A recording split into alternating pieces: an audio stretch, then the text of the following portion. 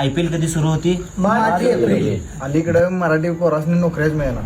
काय डोंबल्याला मिळतील दिवसभर मोबाईल त्यांच्या हातात आहे ना. गेम आणि त्या नको त्या वेबसाईटमध्ये आपली पोरं भरकटल्यात. माया.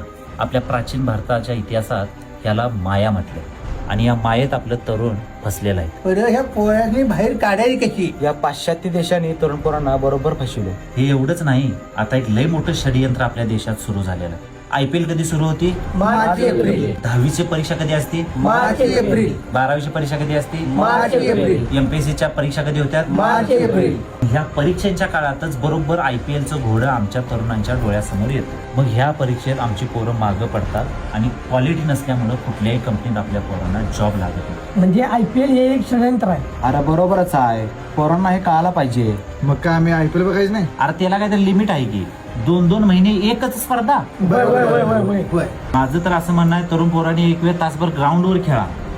खरं उगाच त्या मोबाईलमध्ये IPL बघत बसू नका.